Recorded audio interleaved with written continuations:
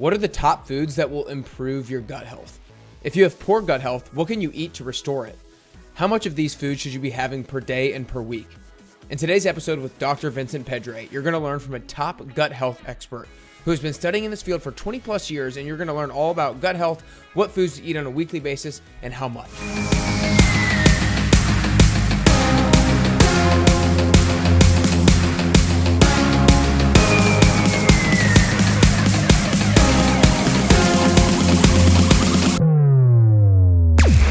I'm so super excited for Dr. Vincent Pedre today. He is the medical director of Pedre Integrative Health. He's the founder of Dr. Pedre Wellness and the CEO and founder of Happy Gut Life. As the best-selling author of 2 books on gut health, he believes that the gut is the gateway to excellent wellness. His newest book, the GutSMART Protocol, featuring a 14-day personalized gut healing plan, is based on the GutSMART Quiz. It's the culmination of years of research and clinical experience as a functional gut health expert. Again, if you're listening on the Apple Podcast app or on Spotify, make sure you hit subscribe. Make sure that if you're watching on YouTube that you hit subscribe there as well. But for now, it's time to get closer and closer to your best you with Dr. Vincent Pedre. All right, what's up, everybody, and welcome back to the Best You Podcast. Today, I am super excited to be joined by the one and only Dr. Vincent Pedre. Really excited to really dive into gut health. Kind of what is the gut microbiome? What is leaky gut? What causes it? What are maybe some things that you're experiencing if you have it? And then most importantly, what are things that we can do to make sure that we have the healthiest gut possible? So Vincent, the way that I kind of understand it is that you kind of want to think about gut health almost in like 2 different categories, where it's the gut microbiome, basically the population of good bacteria versus bad bacteria in your gut. And then also kind of like how healthy or not healthy the lining of your gut is. I want you to kind of just frame up the conversation. First off, is that a okay way to think about it, kind of separating out those 2, and then frame up the conversation with what exactly the gut microbiome is and the lining of the gut is. Yeah, to start, thinking of those 2 things as the 2 big players in gut health. And yeah, you can think of them as separate, but they're also interconnected because one is influencing the other, right? So if your gut microbiome has been decimated because you were on a round of some pretty strong antibiotics, then that is going to create a domino effect that then is going to affect the lining of your gut, because the lining of your gut is partly dependent on the health of your gut microbiome. How healthy the little gut bugs are that are inside your gut are controlling, in part, not totally, but partly in control of what happens with that mucosal barrier and the lining of the gut. So those are probably the 2 biggest things, is what's happening in the gut ecosystem. I think of it like sometimes I think of it like a rainforest. And just like a rainforest is going to have a lot of different players in there. Some of them are friendly and some of them are not too friendly. I don't know if you've ever been to the Amazon rainforest. I have not. I was lucky enough to go to the part of the Amazon that's on the Peru side a couple of years ago, and just like witness, because I've been to many, like I love going hiking and I love being outdoors. And so I've been out in nature a lot. Actually, I was in Tennessee in Chattanooga with friends and went on a couple of nature walks and up creeks and stuff. You don't really think about that something could harm you when you're usually in Northeast forests. But when you're in the Amazon, the plants are not that friendly. And so there are some predators in there, and you're also thinking like there could be a jaguar, there are tarantulas, there's boas, there's snakes, there's some unfriendly predators. I mean, if you went to the Northwest, like you might run into a grizzly bear, so that wouldn't be a good thing. Right.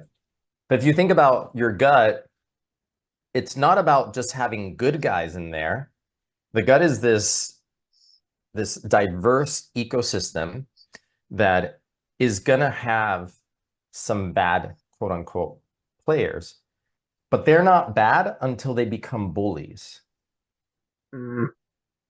In the balance Th- of things, if everybody is playing well in the sandbox, it's okay to have some of those bad guys in there. They're probably serving some sort of role, probably helping with resilience, like hormetic stress. They're maybe making our good guys stronger because they're keeping them in check. But it's not about just having all good guys in there. So this gut microbiome, which is like up to 100 trillion organisms living inside our large intestine, and just to put that into perspective, there are 500 million neurons in the enteric nervous system. So we have mm, less neurons, and that's a lot of neurons, right? That's about like I think it's about like a fifth of what's in the brain, but 500 million compared to 100 trillion still is a fraction of that. And the number of stars in the Milky Way galaxy is 400 billion. That's still less than the number of bugs inside our gut, which is 100 mm, trillion. So just to kind of like put it into perspective, I like people to think like you have an entire galaxy inside your gut. mm, That's how many bugs are in there. And they're doing all these metabolic processes, and they're living in this balance with us. But when they go out of balance, then they cause disease. And they can lead to things like leaky gut. There's other things that lead to leaky gut. But one thing that I learned when I was writing my last book, the GutSMART Protocol, I went on a trip to Africa, and I was able to stay with the hunter-gatherers, the Hadza in Tanzania. And they're one of the last hunter-gatherer tribes on the planet. So they're still living off of the land. They're gathering root vegetables. We went hunting and foraging with them. Like for small animals, it's crazy how good they are with a bow and arrow. Like, and they're all handmade, and their muscle structure is so different. Like I could not get my rhomboids to fire hard enough to pull that that bowstring back. Like it was so tight. And then the chief of the tribe takes the bow from me and then just goes like this. I'm like, how did you do that? wow. And he gave it to me, and I try again, and I'm like, I can't. Like I don't have that upper core strength to that level, even though I work out my upper core, but I don't have that level of strength to pull this back. So we went hunting and gathering with them. We had wild honey. And when I say wild honey, we're eating the honeycomb, like everything. Even in Africa, there are these little tiny bees that look like flies. And they poured this into my hand. I'm like, I can't refuse it. Like, I can't even speak the language, but I don't want to be rude. Like, if you're giving me honey that we just like found inside a tree bark with the honeycomb and some honeybees, you just eat it. And that's part of their diet. And the reason I bring them up is because they've studied their gut microbiome. And they have some bugs in there that would actually cause disease if they got into our gut. But somehow in their gut, they're able to keep everything in balance and in check. They have treponema that causes syphilis. They can cause a horrible skin condition. And yet it serves a purpose in their gut because it's also incredibly skilled, this particular gut bug, at breaking down plant fibers, cellulose. And because they chew on a lot of root vegetables and they're getting a lot of fiber, baobab fruit, they need that. So their gut has, so our gut microbiome evolves in a way, it's passed down, you know, from human to human when you're born. That's the beginning of the passing down of the gut microbiome through the vaginal canal and then through breastfeeding. But it also is educated by what you're eating and what you're getting exposed to. Unfortunately, for the Western world, we're eating a lot of stuff that we should not be eating, and that's causing a lot of derangements in the makeup of the gut microbiome and a lot of inflammatory type of bugs. And that's one of the avenues to chronic disease is imbalances in the gut microbiome, leading to leaky gut, leading to body-wide inflammation, which then leads down the road to every chronic degenerative disease on the planet. Mm. It affects everything, the cardiovascular system, the brain, all of that is connected to gut health. Wow, there's so much there. I'm trying to figure out the right direction to go. I know that one of the things that you talk about with regards to optimizing the gut microbiome is microbial diversity. How do we go about achieving microbial diversity within our diet and our behavior and such? Yeah, again, I go back to what I learned from being with the Hadza, because one of the striking features of their microbiome is the incredible amount of diversity that's present. Mm. And there's probably a couple of reasons for this. And I'm not saying that we need to go back and become hunter-gatherers, even though that was like 95% of human history. You know, we've been more hunter-gatherers than we've been, you know, domesticated farmers as we are now in our modern life. And not saying like we, even though I do have a garden and I grow vegetables in my backyard during the summer. But you know what I mean? Like humanity went from being hunter-gatherers to now being more settled and living off of like domesticated plants and stuff. So if we go back and understand what is it about them that allows them to have such a diverse microbiome, that then is the reason they don't have diabetes, they don't have heart disease, they don't get cancer, they don't get dementia, they're not overweight. You know, so that's the other part of the picture, because otherwise, who cares? Like, why, you know, why would we be interested in the gut microbiome of these hunter-gatherers? And the thing is, they're kind of a phenomenon in our modern world because they lack a lot of the modern diseases that have affected the Western world. So part of it is they're not exposed to antibiotics. They do have, I did sit with the chief and through a translator asked him like, okay, but you know, what happens if you get a lung infection? Like, you know, what type of things do you deal with? They might get a lung infection. Well, they have herbal remedies that have been passed down from generations that they use that are probably, you know, antimicrobial plants. Like I was just seeing a video, reel or something on TikTok where this kid did an experiment where he put oregano oil in a culture plate of bacteria, comparing it to a typical antibiotic like amoxicillin. And when he put 3 drops of oregano oil, the oregano oil killed all of the bacteria in the entire plate. Mm. The amoxicillin had a region around it that where the bacteria were not growing. Then he decided, well, what if I just use 2 drops, still kill the entire plate? And then he redid it with just 1 drop, 1 tiny drop of oregano oil, wiped out the entire bacterial plate. So there is power in plants. Plants have amazing antimicrobial properties. So avoiding antibiotics as much as possible. I know it's hard in our modern day society, and I'm not saying, you know, to like being wise about them, because antibiotics also can save lives. There are moments when there is no other recourse than to go on an antibiotic. But if you're living a healthy life, there's a lot the body can do before you need antibiotics, you know? Mm. So that part of it, having a diet that's a whole foods-based diet that includes a good amount of fiber, and this could be controversial because there's also the carnivore people and they say, well, we don't need as much fiber as we say we do. I still think that we are omnivorous. I mean, if you look at the teeth structure of humans, we are probably meant to have the ability to eat certain types of vegetables. I'm a big fan of root vegetables as fiber sources. And that then allows for the microbiome to, in some ways, diversify. But then the other piece of it is fermented foods. Mm.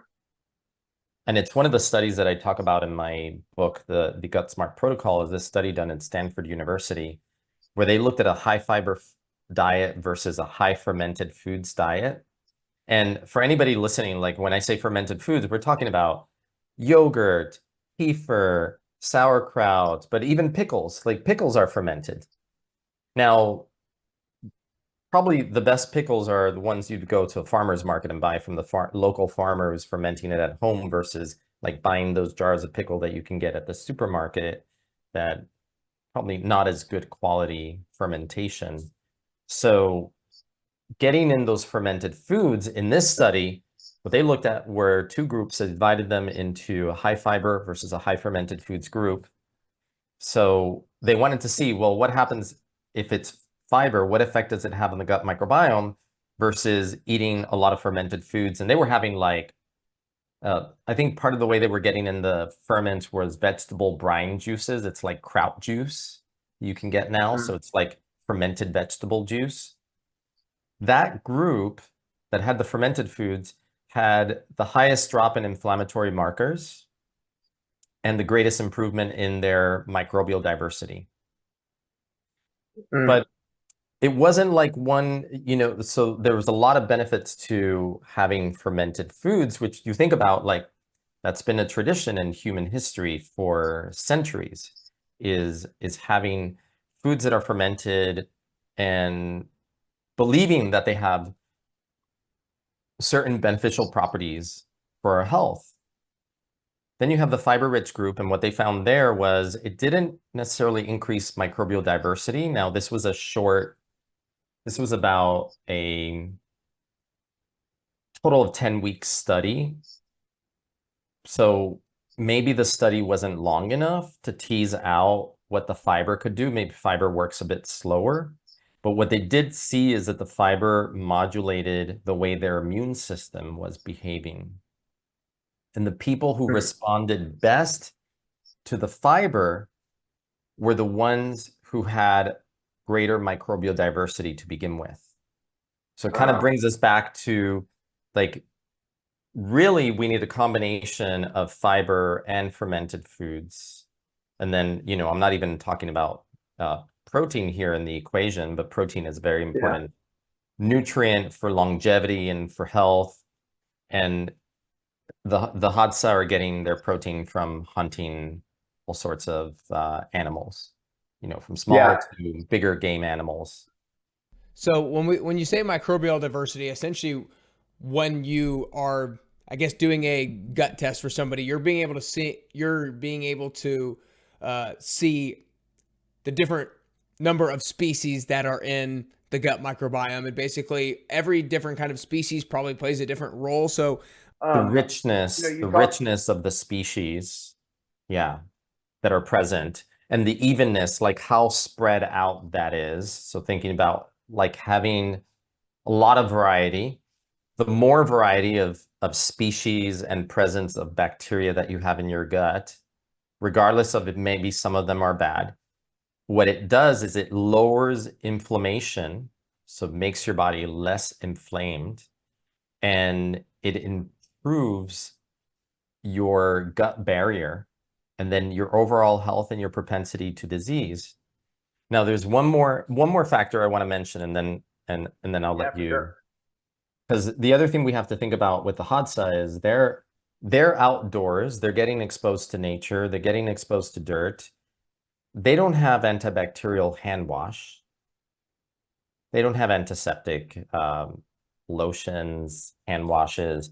So they're getting exposed to the microbiome of the soil, of the environment.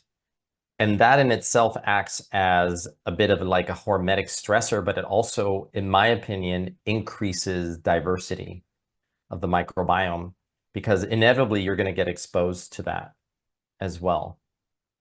And so how does that increase the diversity of your microbiome? When you're exposed to nature, you just like things get absorbed into your skin, things get absorbed into your and inevitably, like if you're not cleaning your hands and you've just dug a root vegetable out of the earth and it's got some dirt on it, and then you're eating it and you're probably getting some of that dirt or the microbes that were in the soil in your mouth, and they're going to go into your gut and populate your gut. There might be some spore-based organisms in there. Granted, there's probably some parasites too, which is what I ran into and ended up quite sick after my trip to Africa. But I'm not sure if it was Africa or Mexico, because after Africa, I went to Mexico, and then after Mexico, I got really sick. So who knows? Wow. Wow. So basically, you want to be able to have a diverse number of species spread throughout the gut microbiome because it lowers inflammation and can. Diversity is the holy grail.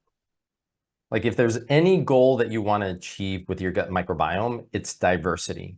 And the reason for that is that it lowers inflammation. And the reason you want less inflammation is because inflammation is the one common pathway for every chronic disease on the planet. So if you can go back and fix that piece of it, then you can prevent disease from happening in your body, or you can actually reverse disease that is already in the process of happening. Gotcha. So basically, you mentioned three things with regards to actionable items to improve your microbial diversity, essentially decrease or eliminate your exposure to antibiotics unless you need to for a particular medical reason, a whole foods based diet with fiber, and you like in particular root vegetables, which I'm assuming which is what you grow a lot in your garden. And if you can fermented aim food. for like 7 servings of fiber-rich vegetables per day, 7 to 9, that would be ideal. And then about 2 to 3 servings of fermented foods daily. It's a little bit tough to hit these marks, but I think it's always better to have like a kind of a higher mark, and then keeps you aiming for that, right? Like if you're not even close to that right now, set the goal at 2 to 3 servings and then continue to ramp it up. The more experience you get. Now, talk to me about the fermented foods thing, because for me personally, like yogurt is one of these fermented foods that I can have regularly, and it's easy for me to have for breakfast. Pickles is pretty easy for me to have somewhat regularly. Some of these other fermented foods I feel like are less prevalent in common recipes, like sauerkraut, like kefir, like temp, like miso or natto, like some of these other fermented foods. What are the different either foods that you make or things that you do to ensure that at least a decent amount of time you're getting 2 to 3 servings of fermented foods daily? Because that sounds like I'm nowhere close to that right now. I'm usually getting maybe yogurt daily, but that's about it. It is, I will admit that that's a challenge, especially with the fermented foods. But incorporating yogurt easily, like if you're making a smoothie, putting some of that into the smoothie, and it could be dairy or it might be non-dairy yogurt, depending on whether you've got a dairy sensitivity or even lactose intolerance, even though yogurt has less lactose. And I also am getting into drinking some of the fermented vegetable juices, and I like to do that. I find that it's actually really good digestive after eating. So sometimes I do it after lunch or after dinner, have a little bit of carbonated water, and I add the fermented vegetable juice to that. What's a particular? I've never heard of a fermented vegetable juice. What's a particular fermented vegetable juice that you use? Like a kraut juice. Okay. Yeah, like for example, Hawthorne Valley creates kraut juice, different types. One of them is like a turmeric ginger, a little bit spicy, has a nice kick to it. Nice.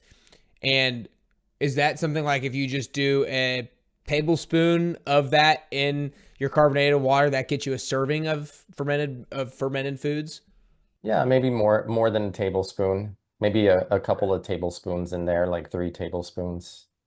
Okay. Nice. And I mean, honestly, any effort in that direction is better than most Americans are doing. The majority of Americans are probably having less than a half a serving on average per day, or less than that. Oh, at least.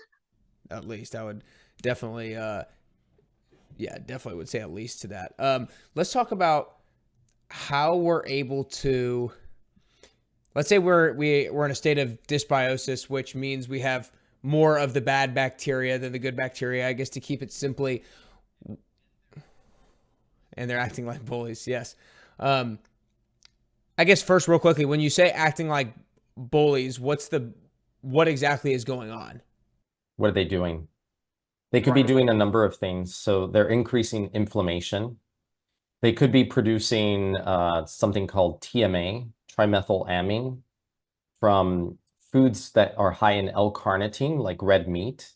No, I don't want someone to hear this and say, oh God, like now I can't eat red meat, like my bacteria are gonna ferment that and it's gonna make some bad metabolic byproducts. But also even like shellfish, like phosphatidylcholine from shellfish can get metabolized into trimethylamine. And then that trimethylamine gets, when it's absorbed, it goes to the liver first. And then your liver, depending on your genetics, can transform it or change it into something called trimethylamine N oxide, so TMAO. TMAO does a number of things. It's inflammatory. It increases the stickiness of your platelets. It increases the risk of heart attack regardless of your cholesterol. And it also increases the risk of stroke. And it also makes people more susceptible to depression. When you said that based on your genetics, sometimes that TMA can get turned into TMAO. I don't know if turned it is the right word, but what is there? So depending on people's genetics, because there's an enzyme in the liver called flavin monooxygenase, FMO for short. And depending on people's genetics, it either is a fast working factory, it's a slower factory. If it's a fast working factory, then it's going to take a lot of that TMA and it's going to convert it into a lot of TMAO. So you're going to have a lot more of this circulating in your blood. And there's certain labs where you can actually get this checked. Like Quest has a test for TMAO, LabCorp as well. So you can actually do a test to see how much of that your body's absorbing. And the funny thing is, it becomes one of those arguments like, well, TMAO is low if you're vegan or you follow a vegetarian diet. But the thing is that I found a study where they looked at that and they found that if you ate meat, but it had some vegetables into the mix, then that helped kind of mitigate the effect and lower the TMAO levels. Because I don't think we should vilify meat in general because of TMA production and TMAO. I think there's ways to eat a healthy diet and still eat meat if you're a meat eater. With that, I'm not sure if you know if there's data or numbers on this, but is there a certain like percentage of the population who is less optimal from a genetic standpoint and turns a lot of TMA into TMAO? It's a good question. A lot of times with these enzymes, it's kind of like a split where 50% of the people have more of a slow metabolizer and 50% have a faster metabolizer. So it's possible, even though I don't have data on it, that it's probably kind of split in that way. Gotcha. Okay, so we were talking about a state of dysbiosis is having more bad bacteria than good bacteria, and or the bad bacteria are acting as bullies. Now, if I'm needing to get to a place to have a reconfiguration or a repopulation of good bacteria to bad bacteria, what's the most efficient way to go about that? I think a lot of people have a belief that I want to do a cleanse to clean out my gut microbiome. I need to do a fast to repopulate the good bacteria. I guess, like, what is the utility in, if any, in doing something like a cleanse? Obviously, there's a number of types of cleanse that are out there now, and or a fast, or is there just a different, better way, non-severe way to go about it, if you will? It's interesting because they looked at like a modified fast, and they were looking at what it did to certain strains of gut bacteria in these participants who were trying to lose weight. And they found that fasting helped, and they were kind of like a modified fast. So they were still having like a broth in the morning, but they found that fasting increased the presence of Akkermansia muciniphila, which likes to gobble the mucus that's being produced by the goblet cells that line the intestines. And that mucus is a very important barrier. Like that mucus helps protect us from the harmful bacteria on the inside. But there happens to be this bacteria called Akkermansia that likes to feed off of the mucus. And when it does that, it also makes for a healthier gut barrier. So it helps improve it stimulates more mucus production, which makes the barrier healthier, helps to improve the permeability of the gut lining. And even though it's not 100% clear, but it seems like people with higher akkermansia tend to have a lower body weight. So maybe there's some relationship there, although I think we can't simplify it. But so on the fasting front, there are some benefits, but you don't want to fast forever, obviously, because you're not going to get the nutrients that your body needs. And there's certain nutrients that can help support these types of bacteria and help actually heal the gut lining. So for example, like quercetin has been shown to be helpful for improving the gut lining and also helping to increase nitric oxide production in the gut, which is also very important for maintaining a healthy gut border and circulation to the gut. What's quercetin? Quercetin comes from, it's an antioxidant that's found in different vegetables or fruits. Like, for example, capers are really high in quercetin, but also apples, for example, are high in quercetin, like green apples. So it's a prebiotic nutrient. So it's a nutrient that acts as a prebiotic, feeds the bacteria in the gut, and by doing so helps to improve things like the gut barrier, the gut lining. So I'm sorry, because you asked about fasting, but I think you have another part to the question. Yeah, so I asked about fasting. So it sounds like there might be some benefit to healing the gut or improving the gut microbiome and the microbial diversity. And then you said quercetin is a antioxidant that might help improve that as well. And then I asked it, like, there's a lot of different cleanses that people might do nowadays that they think helps to improve their gut health. Yeah, I mean, I wrote about that in my first book, Happy Gut. I created a 28-day cleanse. A lot of it was based on removing some of the bigger inflammatory foods that tend to cause problems with gut health, and introducing healthier foods like, just basically, like clean, like good source meats, like pasture-raised, grass-fed, things that are free of pesticides, but taking out wheat, dairy, soy, corn, and legumes, because those tend to be more inflammatory because for different reasons. The lectins, or a lot of these products are genetically modified or are sprayed with glyphosate, which is a pesticide that acts like an antibiotic in the gut. So even just by, if you think of a cleanse as just removing the things that are the obstacles to healing, removing foods that are inflammatory, eating a cleaner diet, that in itself is like a basic cleanse right there. You're reducing your exposure to foods that are increasing gut permeability, like wheat, gluten, and reducing your exposure to pesticides as well. So that already allows some level of healing to happen.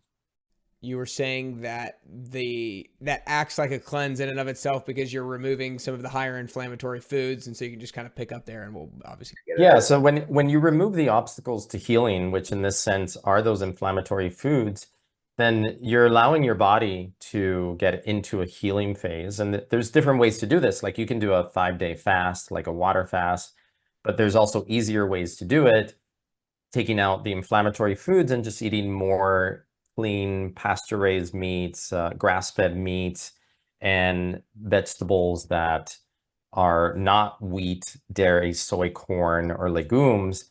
Sometimes even taking out nightshades for people who tend to have more an inflammatory, like autoimmune or arthritis condition, and sticking with the foods that are not those things. That there's still so many things that people can eat, and focusing the diet on that in itself can be very healing for people. And then dealing with a dysbiosis, you might have to take some antimicrobial herbs, maybe some anti-yeast supplements. Sugar is another problem. Alcohol is a problem for the gut. And having too much caffeine can also be problematic. So taking those things out can really help create a lot of healing in the gut, even within 14 days. Gotcha. I want to hit on one more thing before I kind of wrap it up. Now, the gut brain axis is something that I'm really excited to do another episode with you to really dive into how the gut communicates with the brain through the vagus nerve and how they both impact each other simultaneously. But the way that I want to kind of just talk about it briefly today is from a stress standpoint. There's a lot of people who are listening to this who are high achievers. They're go-getters. They put a lot of standards and expectations on themselves, and they experience stress on a regular basis. What kind of impact does stress have? Like, is it kill off bacteria species and therefore giving us less microbial diversity? And how exactly does that work? Is that through the gut-brain connection? Talk to us a little bit about how stress negatively impacts our gut health.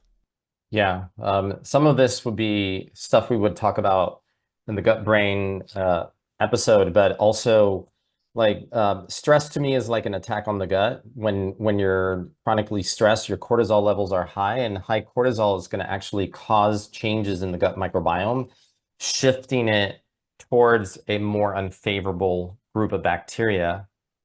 So that in itself is one factor, because once you get those changes in the gut microbiome, then you're going to also get increases in gut permeability. But you also, when you're stressed, that affects vagal tone, and that affects the signaling from the brain down into the gut through the different vagal pathways. And that in itself can reduce the production of enzymes, so you don't digest your food as well, can slow down your digestion. It slows down peristalsis, the rhythmic contractions of the intestines. And it also is going to increase intestinal permeability as well. So anybody who's been stressed can probably relate to the fact, like you feel your stress in your gut. Sometimes you're so stressed that you might feel nauseous, you lose your appetite, or you're really nervous about something and you've got to go run to the bathroom and you have loose stool before a test or before a performance or before anything like that, or you have an upset stomach because you have to speak to your boss that day. So everybody knows that there's some connection, like when you're feeling stressed, that you feel it in your gut. So many people do.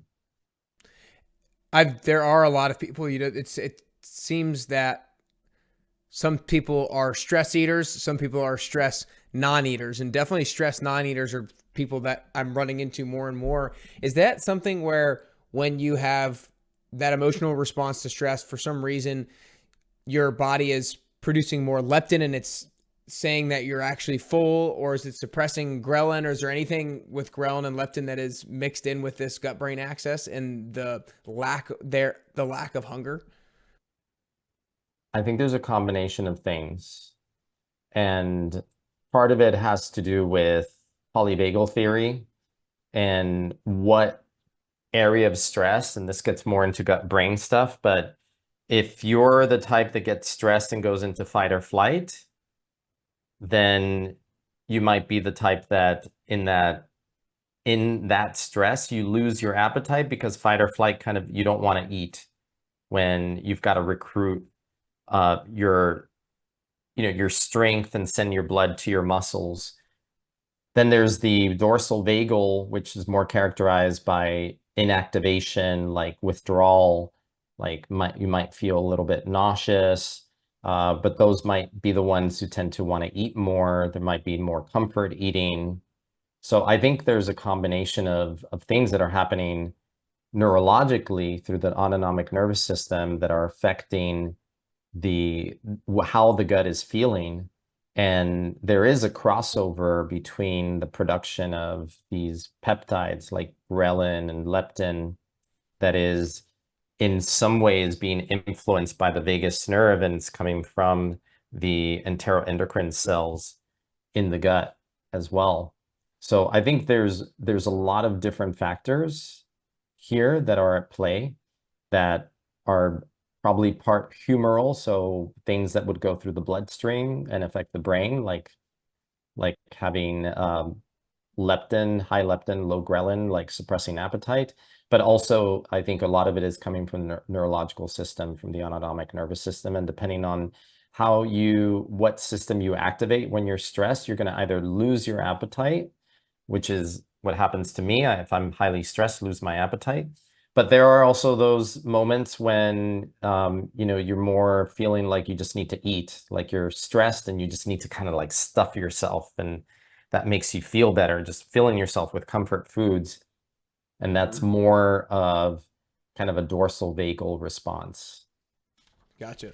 Well, super interesting. I'm really pumped to get into some more of that gut brain stuff during the next one, because he has a program that's going to be launching called the Gut Brain Mastery Program that we're going to dive into. But you also have a book that you wrote a little over a year ago called the GutSMART Protocol. And you also have a free quiz that kind of goes along with that to allow people to figure out their current state of gut health and maybe what they can start doing to heal their gut microbiome, if you will. And so you can go to GutSMARTprotocol.com/quiz. We'll have that link below. Tell us just real quickly to finish up what people will learn from that quiz and the value that they'll get from taking that quiz. Yeah, so the quiz is designed not just to assess your level of gut health by looking at gut symptoms, but it also asks about a lot of other symptoms that are happening in other parts of your body that you might feel are not necessarily related to the gut, but are actually all connected to the gut. Like, are you having migraines? Do you have mental fog? Do you have skin rashes? Do you get hives? Do you have low energy? So all these things are affected by your gut health. So the quiz covers all those things and comes up with a score between 25 and 450. And depending on where you score, you're going to be mild, moderate, or severe. The higher your score, the more likely that you've got leaky gut. If you're in the severe, you definitely have leaky gut. If you're in the moderate, very likely, especially in the high moderate, you have leaky gut. And the milds maybe don't have leaky gut, but still have some issues with the microbiome and things that they need to work on to improve their gut health. So the quiz kind of gives you a starting point and a readout of what your current gut health is, but also gut-related health issues. So how much your gut is affecting the rest of your body and the likelihood that you have leaky gut as an underlying issue. Gotcha. Great stuff. So if you guys want to take that, go to GutSMARTprotocol.com/quiz. You can also follow Dr. Vincent on Instagram at Dr. Pedre as well. We'll have all that stuff linked up in the show notes. But most importantly, stay tuned for the episode that we're also going to do in the near future as well about the gut-brain axis, because he is one of the top leading gut experts in this field. He's been doing this for over 20 plus years. He has seen so many things. He's on the cutting edge of research and new discoveries that are coming out in this field. And a lot of you guys have heard me have some gut microbiome episodes in the past, but this is only going to get better and better and more advanced to give you some practical tools to make sure your gut health is where it needs to be. He's already given you a lot of stuff today, so hopefully you've taken some notes. Make sure you share this with a friend or family member who you think might get some value out of this as well. Make sure you're following the show on Apple Podcasts and Spotify, and you're subscribing on YouTube as well. But other than that, Dr. Vincent, that's all we got today. Super excited for the next episode, but really appreciate you. Thank you so much. Great being here. What an awesome episode with Vincent. I loved having the opportunity to learn from one of the best of the best. If you're ready to lose 7 to 15 pounds this summer so that you can look and feel your best, then join the 10-week transformation from April 22nd to June 27th. Spots are filling up, so you can go ahead and get signed up today. You can join me in Nashville or anywhere virtually by going to nickcarrier.com/10WT. Again, go to nickcarrier.com/10WT so you can lose 7 to 15 pounds this summer and feel as confident as ever in your bathing suit. I mean, I'm not going to lie to you, the summer is hard. With all the vacations and celebrations, staying healthy and fit during the summer is difficult. And look, you're probably not going to be perfect, but I'm going to be your biggest advocate when you fall down and you screw up. I'll pick you right back up, help dust you off, and get you right back on track. Go to nickcarrier.com/10WT to sign up today. We'll start April 22nd. Again, nickcarrier.com/10WT. Some of my biggest takeaways from Dr. Vincent Pedre today were the following. Number one, your gut microbiome evolves based on your environment. And we don't want to be too protected from bacteria in order to keep our gut microbiome as diverse as possible. Now, there's 3 keys that he talked about with regards to maximizing microbial diversity, which means a large variety of species of bacteria in your gut. Number 1 is don't have a ton of exposure to antibiotics unless you really need them. Number 2, consume a diet that's high in fiber. In particular, root vegetables are great, and he recommended consuming upwards of 7 to 9 servings of vegetables per day. And then number 3, he said consume fermented foods like yogurt, kefir, sauerkraut, and pickles regularly to populate your gut with the good bugs. You can even use kraut juice like Dr. Vincent talked about and the one that he used. I have a link to that in the show notes. He said consume upwards of 2 to 3 servings of that per day. Now look, we also talked about during the episode the 7 to 9 serving recommendation and the 2 to 3 serving recommendation. That's super tough, that's super high, but it's better to aim high and miss that high mark than it is to aim low and still miss that lower mark. And remember, we're going to be doing another episode with Dr. Vincent Pedre very soon where we're going to talk about the gut-brain axis. I know I'm personally super interested about this, but we'll talk about the gut-brain axis, the gut-brain connection, and how it impacts our brain health, our mood, our stress levels, and more. So be sure to stay tuned in the near future for that episode. If you can do these things, it's going to allow you to improve your gut health, get closer to the healthiest version of yourself, and ultimately closer and closer to your best you.